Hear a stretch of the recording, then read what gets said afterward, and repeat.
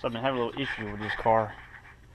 It hadn't really overheated, but it keeps running a little hotter than it should, I think.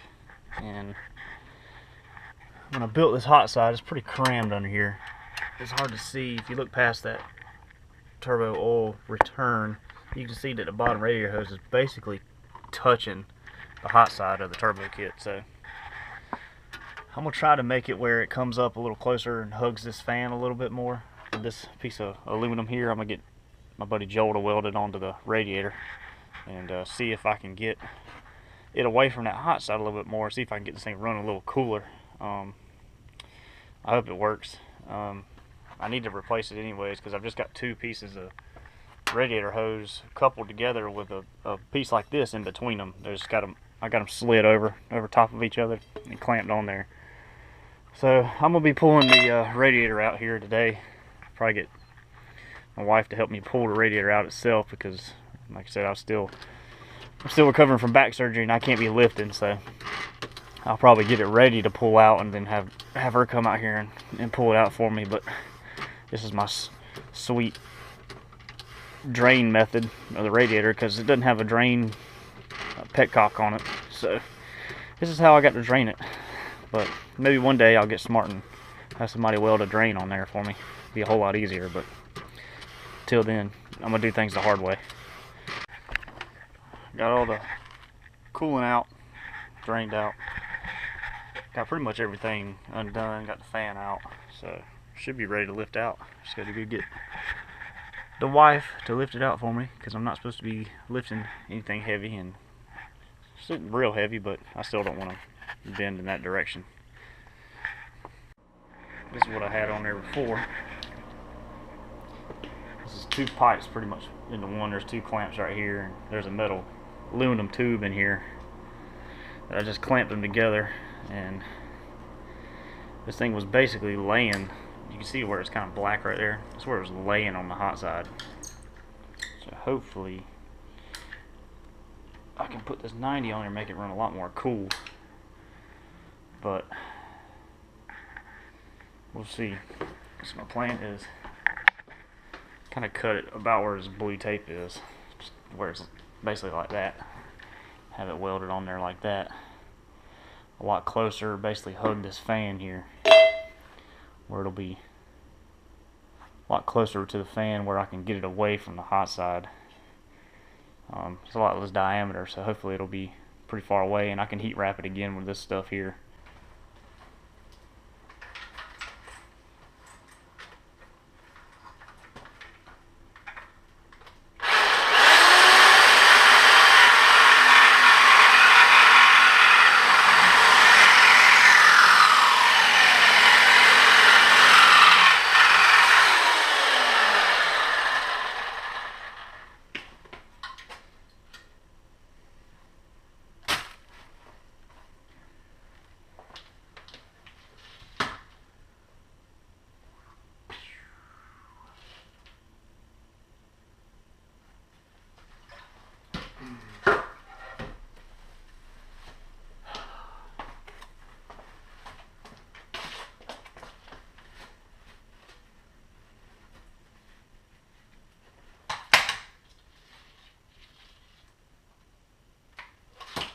First.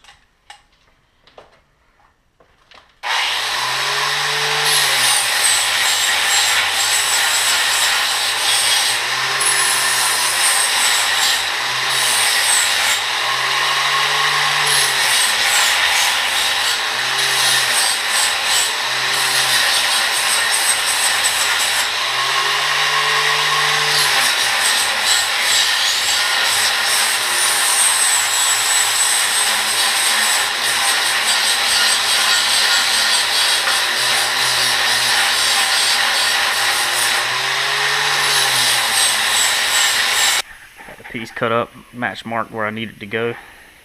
Had to trim the fan a little bit more right here, but I think it'll be fine. So it's gone from about an inch. It's going to about 1.5 inches away from the hot side rather than laying on top of it. So it'll be like that there. And it'll just come up 90 to the water pump inlet. So I think that'll be just about perfect right there. That'll work good.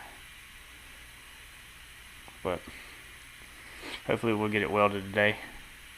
If not, we'll do it tomorrow. But we shall see. Yeah,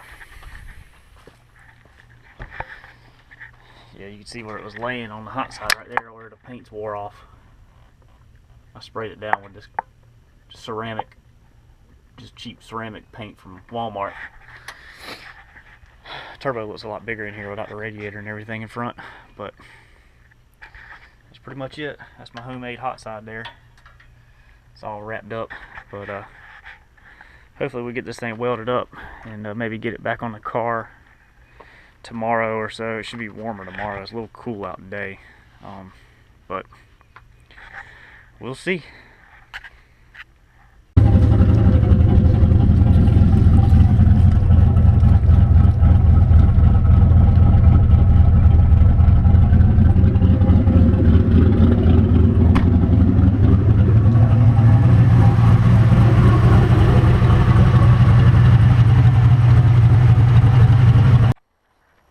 As you can see, the car is back together, and it didn't do anything.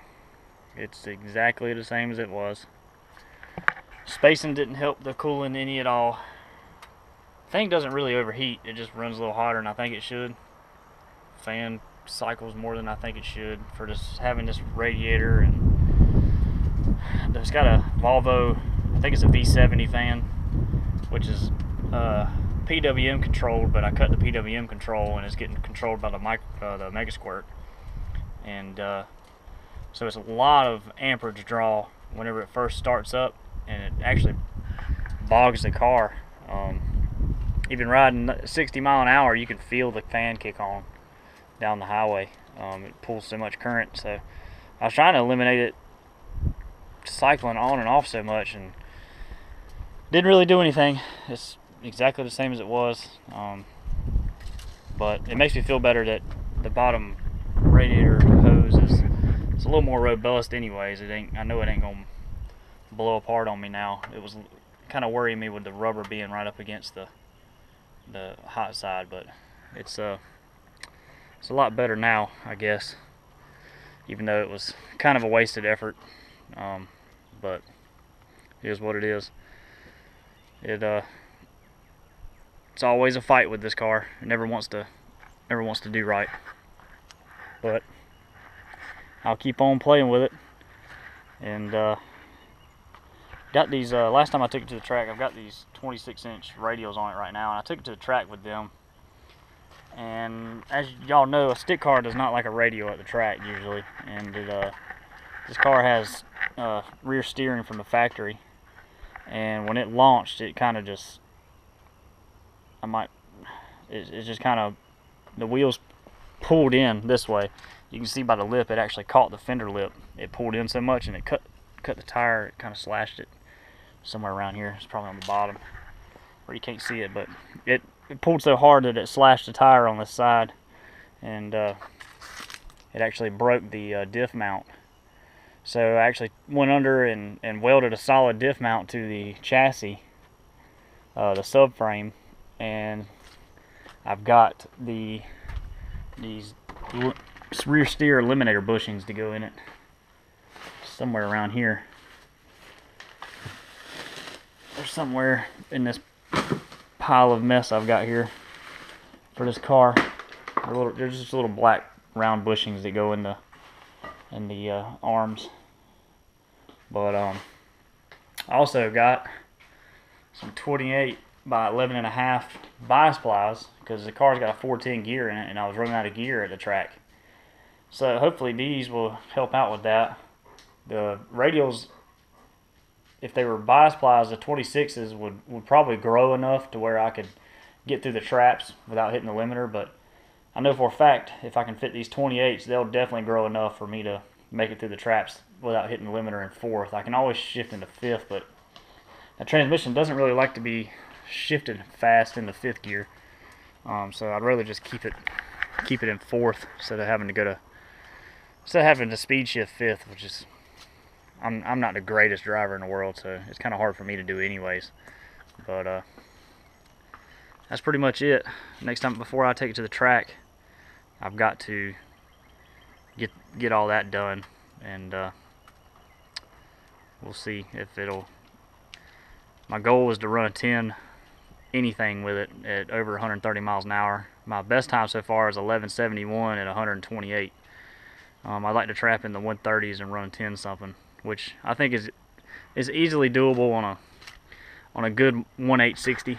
I got last time, I think I got a 211 60 foot, which is absolutely terrible, but it was what I could get with the diff bouncing around and the wheels pulling in and the radials and all that insert excuse here stuff. But I think it'll do a whole lot better next time I take it. But my back's got to get better before I can actually do all this stuff here, so I don't know when that'll be, but hopefully it won't be long. Excuse the mess in my so-called garage here, but that's all I got to work with right now. But that's it for now, and hopefully I'll have another update later on.